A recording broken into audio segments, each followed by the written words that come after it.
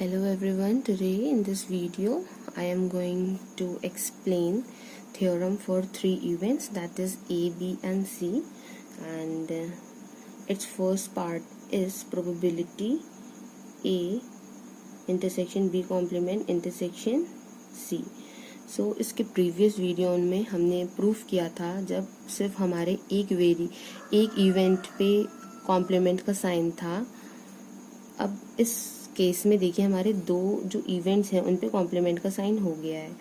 So probability of A minus probability of A B minus probability of A C plus probability of A B C.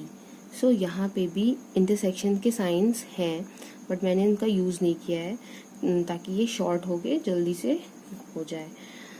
So यहाँ पे देखिए, अब आपको इसके notation देखिए, आपको स्क्रीन पे दिख रहे होंगे। जो 1 है आपका वो ये पोर्शन रिप्रेजेंट करता है A B complement and C complement, because इस पोर्शन में आपका बी एंड सी नहीं आ रहा है।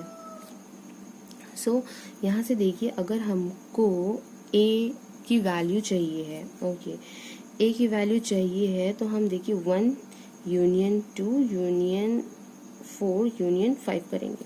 देखिए ए की अगर पूरी वैल्यू लिखनी है हमको तो हम इसमें क्या करेंगे, 1 यूनियन 2 यूनियन 4 एंड यूनियन 5, 5 जो वैल्यूज हैं इनका यूनियन करेंगे। अब देखिए ये जो वैल्यूज हैं इनको हम लिख देते हैं। तो जो फर्स्ट है वो हो जाएगी A B complement C complement union A B C complement union A B complement C union A B C. So notations के अकॉर्डिंग हमने वैल्यूज लिख दी हैं। अब हम क्या करेंगे, दोनों साइड हम प्रोबेबिलिटीज को ऑपरेट करेंगे। Probability of A is equal to probability of, अब देखिए ये आपके जो 4 इवेंट्स हैं ये सारे क्या हैं, डिसजॉइंट्स हैं। सो इनके लिए हम क्या करेंगे, प्रोबेबिलिटी जब इन पे ऑपरेट कराएंगे तो ये सभी प्लस के फॉर्म में आ जाएंगे। That is probability of this plus probability of this plus probability of this plus probability of this. So यहाँ से देखिए आप इसको देखिए ओपन कर सकते हैं। आपको ये तो फाइंड करना है तो आप इसको यहीं पे ऐसे ड्रॉप कर दीजिए। देन अब देखिए 2 पे आपका क्या है, कॉम्प्लीमेंट नहीं है तो आप इसको ओपन कर सकते हैं। Probability of A intersection B minus probability of A B C, तीनों का ही इंटरसेक्शन। देन इसको भी आप इसी तरह से ओपन कर सकते हैं। Probability of A C minus probability of A B C, then plus probability of A B C. तो यहाँ से देखिए आपका A intersection B intersection C और ये दोनों कैंसिल आउट हो जाएंगे।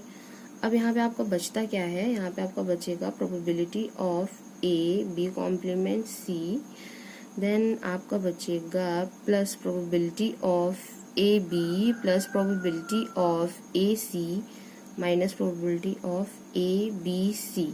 आपको ये फाइंड आउट करना है तो आप इसको यहाँ पे रोक लीजिए और बाकी टर्म्स आप दूसरी साइड भेज दीजिए।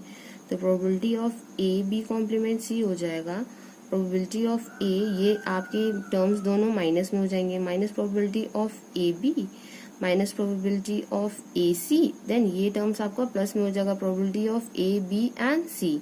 सो देखिए ये हो गया इसका आपकी प्रूविंग।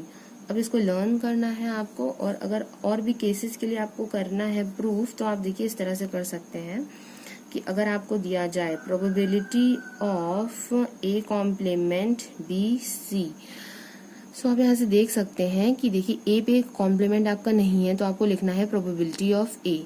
उसके बाद बी और सी पे कॉम्प्लीमेंट है तो वो दोनों आपके माइनस में रहेंगे ए के कॉम्बिनेशन के साथ, that is probability of A B minus probability of A C. Then फिर आपका आएगा एक प्लस का probability of A intersection B intersection C. तो आप इसका भी फॉर्मूला देखिए बना सकते हैं।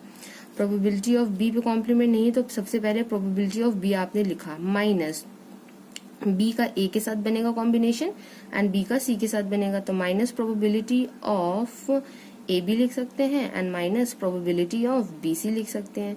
अब लास्ट टर्म हमारा इंटरसेक्शन का आता है जिसमें तीनों ही टर्म क्या हो जाएंगे, इंटरसेक्शन में हो जाएंगे। अब ऐसे ही हमारा एक थर्ड केस भी है जो कि है probability of A complement B complement C. तो उसका भी देखिए क्या हो जाएगा, probability of C minus probability of A C minus probability of B C plus probability of A B and C.